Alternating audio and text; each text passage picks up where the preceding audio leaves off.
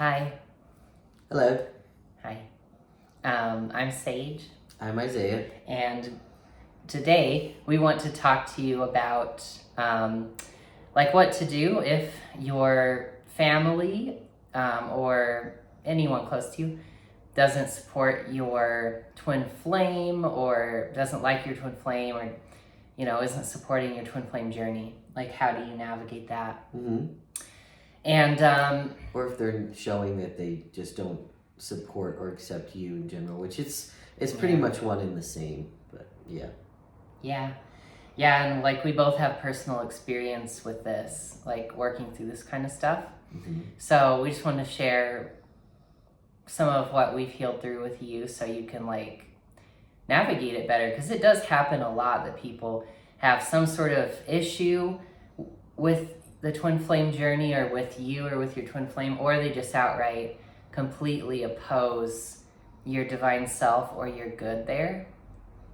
And so you just have to know when to like end the relationship, how to get clear about whether you should keep the relationship going or not, and how to like renegotiate, not renegotiate, what's the word, like I guess like maybe put boundaries in a relationship if you have to.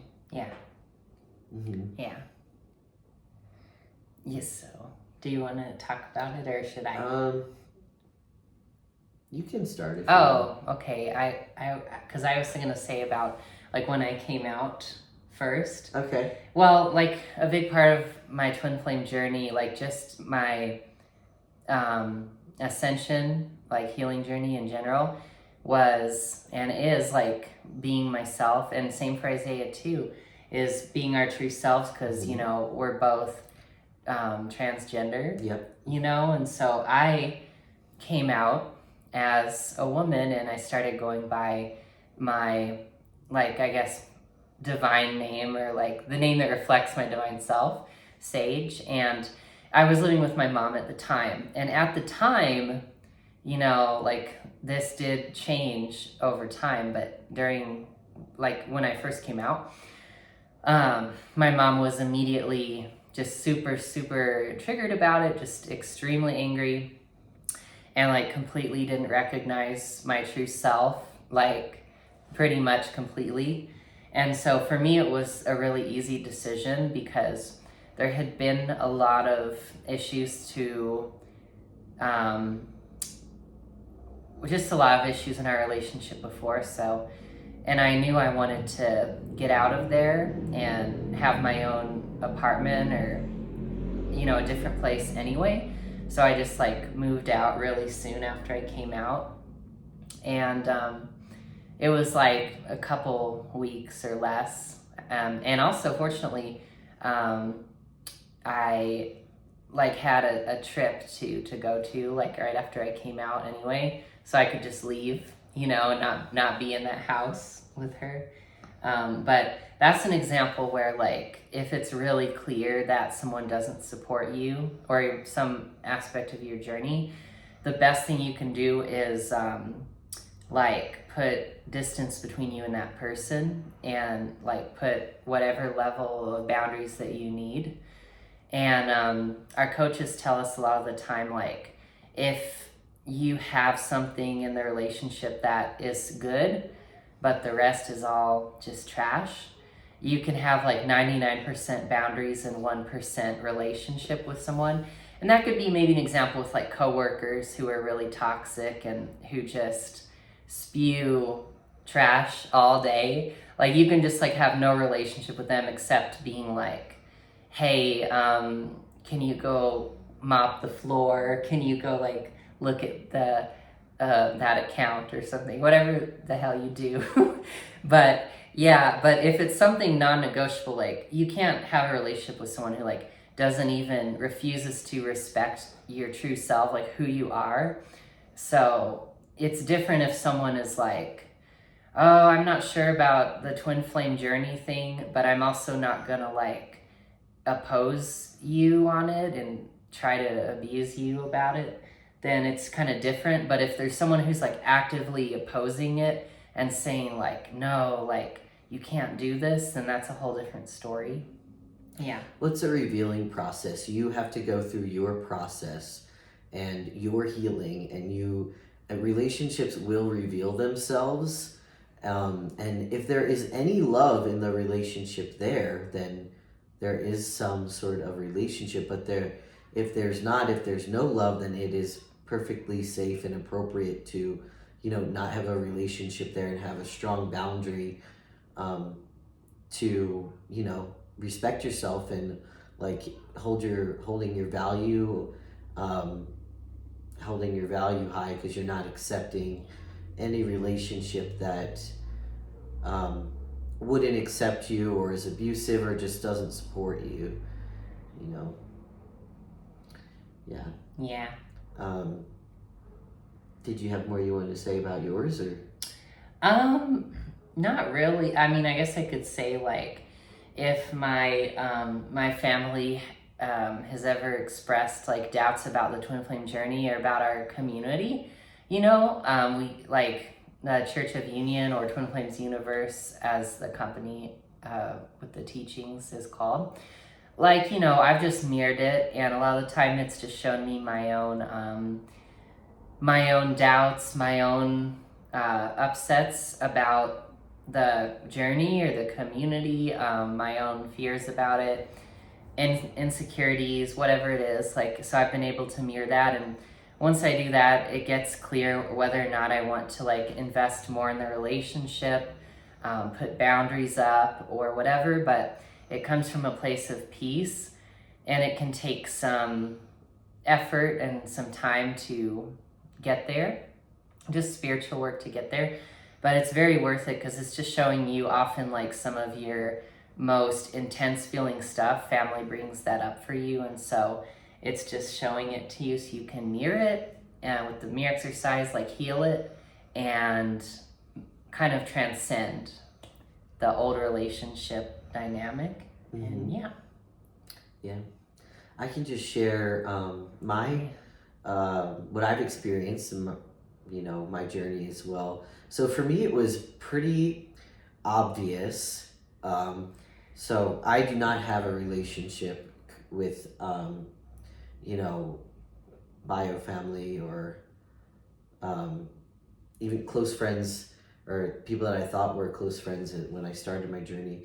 It was very odd. Like, my family like vehemently opposed me and the twin flame journey from the very beginning. For me, that was hard, and I was living in their household at the time, and it was, for me, like, I stayed and lived in that house for about a year and a half, 2 years, because I really needed to, for myself, I just needed that time to get really clear on like if there was anything there. But also, I think, and on my part, it was a bit of a lot of denial, and just I had a hard time accepting the fact that like there was just, it was an abusive relationship, and there was really nothing there for me. I think the hardest part was just coming to terms of acceptance and letting go of denial, and just truly accepting, what the relationship was, and what it was showing me.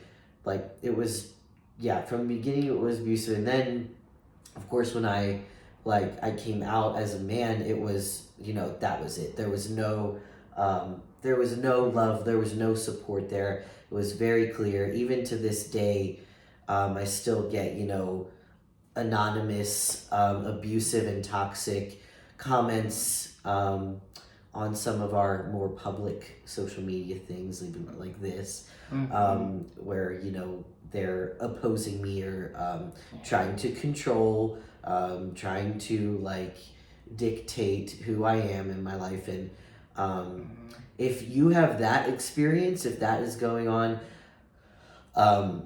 that, like, to me, that it's obvious there is no love, there's no relationship there, it's abusive, and it is safe to just clearly not have a relationship. You can have strong boundaries and just cut those relationships off, because that's not serving you in any way, and there is no love there.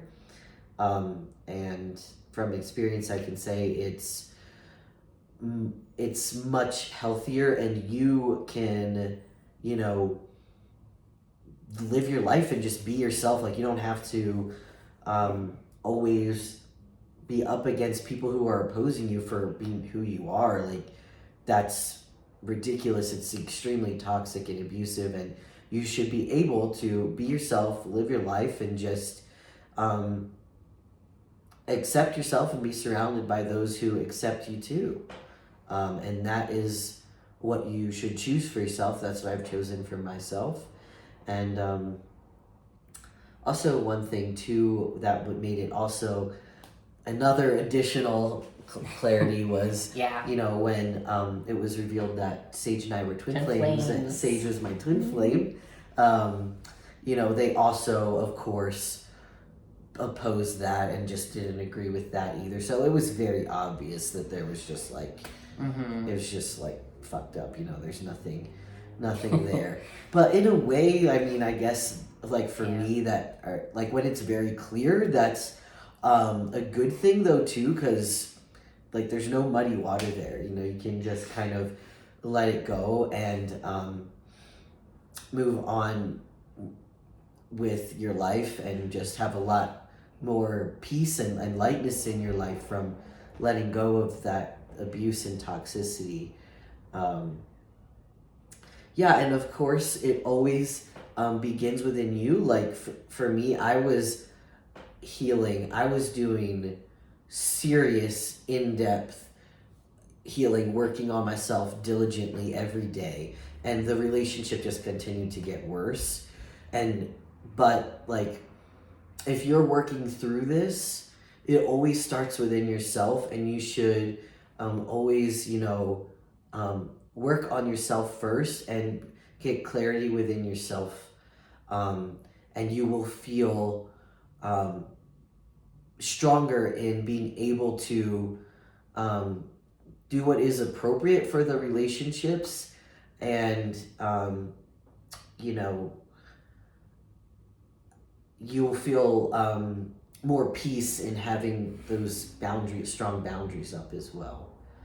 Like, it's always an inner journey and an inner healing first. And yeah, if you're honestly, you know, healing and loving yourself, and like nothing's changing with a family member or friend, you know, it's safe to accept and really look at the relationship for exactly what it is in the moment. And that's that's the healthiest thing for you and your growth too. Yeah. And then in terms of like putting up boundaries in a relationship that can still be in your life, right? So that's something that you can get clear on. You could work with us. You know, we're certified Ascension coaches, and you could bring your family challenges to us. We could help you draw boundaries with people. But basically what that looks like is, let's say somebody like a family member or something like doesn't support your twin flame journey. Like they're saying, you know, you're getting old, the clock's ticking, you've got to find a partner, you know, your friends are all married, you know, something like that. Eres la vergüenza de la familia, you know, something like that. Like you're the shame of the family because you're not married. This is an example that I've never dealt with in my life. Like literally nobody cared or even considered if I could ever get married. Not very much. And probably because I was not cisgender or straight. Earlier I wasn't straight, I guess. Anyway, whatever. So they just kind of set that aside, kind of. But if that's, let's say, taking that as an example, you could be like, well, explain it to them in terms they can understand. So instead of saying like, I'm doing my inner healing because my twin flame is my divine counterpart, we are the same soul, and he will mirror me eventually. He will mirror me as I heal, and we'll come into union. Okay, they're not going to understand that unless they are maybe really, they're probably not going to understand that. So you can tell them in a way that they would understand. Like, I'm just focusing on loving myself. The more the better I make my life, the better stuff I can have in my life and attract in my life, you know. I'm focusing on that and not compromising my values when it comes to having a partner. I feel like too, though, also on the same side, like you don't owe anyone an explanation. Yeah, that's for how you live your life. That like, is if true. If someone's harassing you, just be like, you know, leave me alone. I'm living my life in a way that feels good to me, and if you don't agree with that, then you either like stop, and if they don't respect that, then you know maybe that needs to be assessed, or you know, it's like, yeah, why is someone harassing you? You know. Yeah. But I know this happens a lot in family, because like with the twin flame journey and just the ascension journey, their family healing is a huge part of it. And you know, I know that there's generational trauma, and family does believe that they have like some say over your life, which they don't. Or that they know better because Right, they've lived longer in this lifetime on the earth. But of course, that's not true. But it's you not. have, you know, sovereignty over yourself and your life.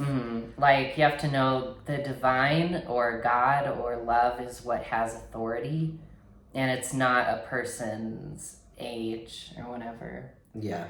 Yeah, although staying on the planet and like surviving and shit does show that you know something, I guess, but Yeah. Maybe. Jeff said that once in a class. He was like, you know, whatever. But yeah, other than that though. But yeah, so then how would you like suggest that how to keep a boundary with a relationship that, you know, if there's still a relationship there, like how can we help people to keep a boundary but still have that relationship, you know? I guess you just have to, well, keep loving yourself if something upsets you. I'd say inner work is primary, Yeah. for sure. And then if you have to take space from the relationship to heal or to figure things out within yourself, if you communicate your boundaries, like, hey, I don't like it when you like try to impose your own views on my life. I'm an adult and this is my life. You have no, you know, say here, and it's my life. You say that and then they keep trying to do that to you, then you can like say, no, I already told you I don't want this. And maybe you could if you continue this, I'm going to take some space from the relationship. Exactly. Well, you can be direct and clear with people. Yeah. And if they should definitely get the hint from that. And if they don't, then, you know, you take even more space because you have to respect yourself. Yeah. You know? I feel like that's the gist of it. Yeah. And each time you, you know, interact with a person or relate with someone, you can reassess the relationship too and see what's being shown to you and heal yourself there if something comes up. And, you know, you can adjust your boundaries too. It doesn't have to be set in stone unless, of course, it was made very clear that there's nothing there. But, like, you know, each time you speak with someone, maybe they show you, like, that they're growing with you and you maybe communicate more with that person then. Or, you know, they show you that, like, oh, whoa, that's a red flag, and you kind of take more space from that person and continue to heal yourself and, you know, allow that relationship to continue to reveal itself for what it is. Yeah. Yeah. I think, yeah. That pretty much sums it up, I think. Yeah, and if you're like financially dependent on family that's a hard part. loving to you, you have to do the inner work if there's any blocks, to having money, living on your own, and all of that, and B, take action Yes. to get out of there. Because you will be supported. Choose to be supported, and you can take the action steps to support yourself. Because if you're choosing, to be supported and you're not choosing a toxic or abusive relationship, I promise you the situation will reveal itself for how you can, move out and like support yourself in having space from that. Mm-hmm. Yeah. Yeah. And also to what you were saying before that, I did have that too with my mom, like where no communication, absolutely didn't accept me for a while. Did like say my name to my face, but then to friends of hers called me by my old name and the old pronouns. And then I took some more space and healed with that. And then it was finally she was accepting who I was, and it felt, I don't know, there just felt to be this a love there and some respect and a peaceful feeling about it. Mm-hmm. Because she wouldn't address me as in different ways, but she did end up doing that, basically. Mm-hmm. Things like that. So yeah, the relationship can progress over time. You can have little check-ins and see what's going on with it. Mm-hmm. Yeah. But that's all that I had to share about it. Cool. Yeah. That's everything we have to share about, family and boundaries and everything. Yeah. Thanks for watching, and we'll see you in the next one. Yeah, like and subscribe for more juicy content. Yeah. Bye. Bye.